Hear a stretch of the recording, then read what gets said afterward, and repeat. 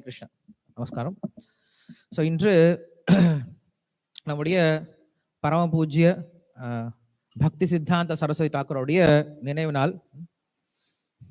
யாரால ஸ்ரீல பிரபுபாதர் அப்படின்ற மிக உயர்ந்த ரத்னம் நம்மளுக்கு கிடைச்சதோ அவருடைய நினைவு நாள். பக்தர்கள் மறைவது இன்னொரு இடத்துல தோன்றி அவர்கள் மறுபடியும் தங்களுடைய சேவையை பண்ணுவதற்கு தான். பக்தர்கள் என்னைக்கும் மறைவு அப்படிங்கிறது கிடையாது. பக்தர்கள் மறைஞ்சிட்டாங்கன்னு நினைச்சான் அப்படின்னா அவன் தான் அறியாமையில இருக்கான் அப்படின்னு அர்த்தம். பக்தர்கள் என்னைக்குமே தன்னுடைய உபதேசங்களால என்னைக்கும் வாழ்ந்துட்டு தான் இருக்கார். ஸோ அப்படி பக்தி சித்தாந்த சரஸ்வதி தாக்கூரை பற்றி நாம் இன்னைக்கும் தெரிஞ்சுக்கணும் அப்படின்னா நம்முடைய ஆச்சாரியர் ஸ்ரீல பிரபுபாதரை பார்த்தா போதும். ஒரு பானை சோற்றிற்கு ஒரு சோறு பதம் அப்படின்னு சொல்ற மாதிரி அவர் எப்படி இருந்திருப்பார் அப்படின்னு தெரிஞ்சுக்கிறதுக்கு அவருடைய சிஷ்யரை பார்த்தா போதும். யாரு? ஸ்ரீல பிரபுபாதர் இல்லையா? ஏன்னா குருவுக்கு தகுந்த சிஷ்யனா இருக்கணும். சிம்மத்துக்கு சிம்மம் தான் பிறக்குமே தவிர சிம்மத்தோடைய வயிற்றுல எலி பிறக்க போறது கிடையாது. அது போல பக்தி சித்தாந்த சரஸ்வதி தாக்கூருக்கு பெயரே சிம்ம குரு அப்படின்னு சொல்றது உண்டு. அவர் வந்தார் அப்படின்னா எல்லாரும் அப்படி பயந்து போயிடுவாங்களாம். ஏன்னா அவர் கொடுக்கக்கூடிய விஷயங்கள், தத்துவ விஷயங்கள் அவ்வளவு கடுமையானதாகவும் அவ்வளவு உண்மைக்கு கொஞ்சம் கூட மாறாமல் இருக்கிறதுனாலதான் அவருக்கு அந்த பெயர் கொடுத்தாங்க பக்தி சித்தாந்த சரஸ்வதி அப்படின்னு சொல்லிட்டு. ஸோ அப்படிப்பட்ட ஆச்சாரியருடைய நினைவு நாள். இன்னைக்கு நம்ம என்ன பண்ணோம் அப்படின்னா அவரிடம் பிரார்த்தனை செய்யணும். அவரிடம் என்ன பிரார்த்தனை செய்யணும் அப்படின்னா, உங்களை போல கொஞ்சம் கூட மாறாம பக்தியில கொஞ்சம் கூட பிறலாம என்ன பண்ணும், நானும் பக்தி சேவையை செய்யணும். அதே போல மற்றவங்களுக்கு சொல்லி கொடுக்கணும். அவர் என்னைக்கும் பயந்ததே கிடையாது. பக்தியில இருக்கக்கூடிய விஷயங்களை உண்மையை சொல்றதுக்கு பயந்ததே கிடையாது. அதே சமயத்துல பக்தி அப்படின்னு வந்துடுச்சு அப்படின்னா எந்த அளவுக்கு வேணும் அட்ஜஸ்ட் பண்ணிப்பார். ஏகாதசி அங்க கோயில் கட்டுமான பணி நடந்துட்டு இருக்கு. ஸோ கோயில் கட்டுமான பணியில அன்னைக்கு ஏகாதசி. பக்தர்கள்லாம் சோர்ந்து போயிட்டாங்க. இன்னைக்கு விரதம் நாங்க மகாராஜ், நாங்கெல்லாம் இன்னைக்கு சேவை பண்ண மாட்டோம் அப்படின்னு சொல்றாரு. கிச்சடி சமைச்சு சாப்பிட்டு போங்க, வெளில புக் டிஸ்ட்ரிபியூஷனுக்கு போங்கன்னு சொல்லிட்டார். அவருக்கு முக்கியம் என்ன அப்படின்னா, நீங்க விரதம் இருந்து யாரையும் காப்பாற்ற போறது கிடையாது. வெளியில போய் நீங்க புக் டிஸ்ட்ரிபியூஷன் பண்ணீங்க, புஸ்தக விநியோகம் பண்ணீங்க அப்படின்னா அதனால நிறைய பேர் காப்பாற்றப்படுவாங்க, நீங்களும் சேவையில் ஈடுபட முடியும் அப்படின்னு சொல்லிட்டு அப்படிப்பட்ட ஒரு புரட்சியாளரான ஒரு சன்னியாசி தான் இவர். இன்னும் ஒரு சமயத்துல கோயில் கட்டுமான பணி நடந்துட்டு இருக்கு. இவங்க என்ன பண்றாங்க, கோயில் வேலை செய்யறவங்க பீடி குடிக்கிறதுக்கு அப்பப்ப வெளில போயிட்டு வந்துட்டு இருக்காங்க. ஸோ இவர் என்ன பண்ணாருன்னா, இதுல நிறைய டைம் வேஸ்ட் ஆகுதுன்னு சொல்லிட்டு இவர் பீடியை சுத்தி கொடுக்க ஆரம்பிச்சார் அவங்களுக்கு, கட்டுமான பணி செய்யறவங்களுக்கு. ஏன் நீங்க இதை பீடி சுத்தி பீடி போய் குடிக்கிறது, வெளில போயிட்டு வரீங்க, டைம் வேஸ்ட் ஆகுதுன்னு சொல்லிட்டு தானே செஞ்சு கொடுத்தார். ஸோ இப்படியாக அவருடைய எண்ணங்கள், அவருடைய செயல்பாடுகள் எல்லாமே நம்முடைய புத்திக்கு அப்பாற்பட்டதா இருக்கும். அவர் வராத வரைக்கும் நம்முடைய கௌடிய சம்பிரதாயமானது சந்நியாசம் அப்படிங்கிறது கிடையாது. பாபாஜி வேஷத்தோட முடிச்சிருவாங்க. அவர் என்ன பண்ணார், சந்நியாச ஆசிரமம் அப்படின்னு ஒரு ஆசிரமத்தை இந்த கௌடிய சம்பிரதாயத்துக்குள்ள கொண்டு வந்தார். அது மட்டும் இல்லாம பிராமணர் அல்லாதவர்களுக்கும் பிராமண தகுதியை கொடுத்தார். அதற்கு முன்ன வரைக்கும் என்ன நினைச்சிட்டு இருந்தாங்க, பிராமண குடும்பத்துல பிறந்தவங்க மட்டும்தான் பிராமணர்கள் ஆக முடியும் அப்படின்ற ஒரு நிலைமை இருந்தது. இன்னைக்கும் நிறைய பேர் அதான் கேட்டுட்டு இருக்காங்க இல்லையா? ஏன் பிராமணர்கள் தான் உயர்ந்தவங்களா, அனைத்து ஜாதியினர்களும் என்ன பண்ணலாம், அர்ச்சகர் ஆகலாம் அப்படின்னு சொல்லிட்டு இன்னைக்குதான் புதுசா சட்டம் எல்லாம் போட்டுட்டு இருக்காங்க.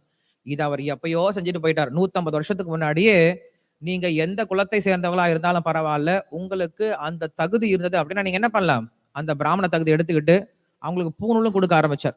பிராமணர் அல்லாதவர்களுக்கு இந்த உபவீதம் அப்படின்ற பூணலை கொடுத்து அவருக்கு மந்திரத்தை கொடுத்து என்ன பண்ணாரு, எல்லாரையும் பிராமண தகுதிக்கு உயர்த்தினார். அப்படின்ற புரட்சிகரமான ஒரு சில காரியங்களை அவர் செஞ்சார். அன்னைக்கு சமயத்துல 64 மாலை ஒருத்தர் ஜபம் பண்ணல அப்படின்னா அவர் மாயையில இருக்கார் அப்படின்னு அர்த்தம். ஸோ அவர் கேட்பாரு, எத்தனை மாலை சான் பண்ண இன்னைக்கு? 64 மாலை பண்ணலையா, நீ மாயையில தான் இருக்க. ஒன்னு 64 மாலை சான் பண்ணு, எல்லாம் வெளில போய் சேவை பண்ணு, கோயில இருக்கக்கூடாது, ஆசிரமத்தில் இருக்கக்கூடாதுன்னு சொல்லி சொல்வார்.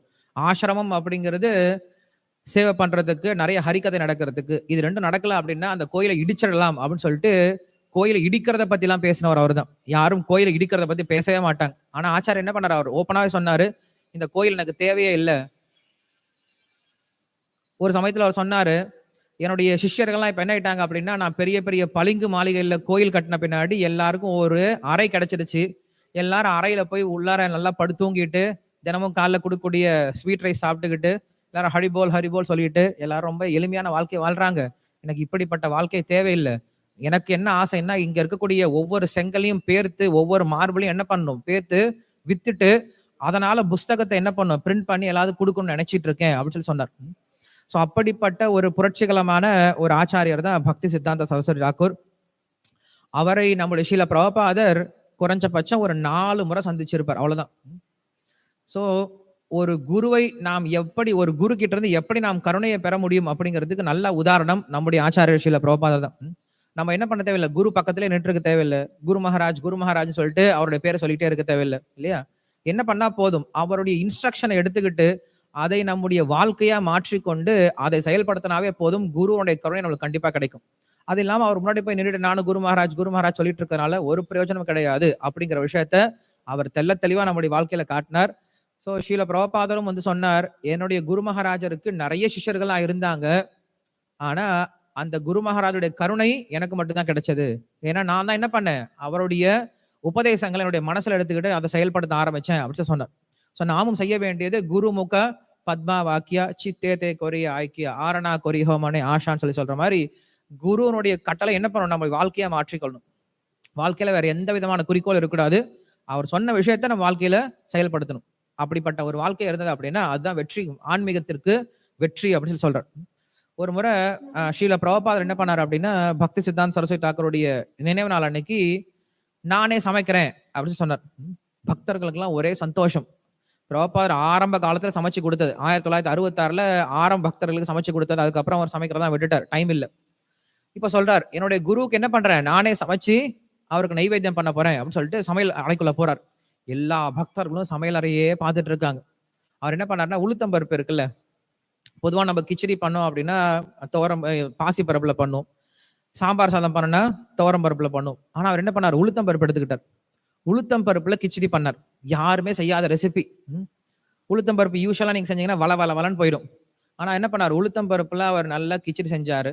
செஞ்சுட்டு அவர் அழகா தன்னுடைய குருவுக்கு நைவேத்தியம் பண்ணாரு, வச்சுட்டு அவர் பாட்டு போயிட்டார்.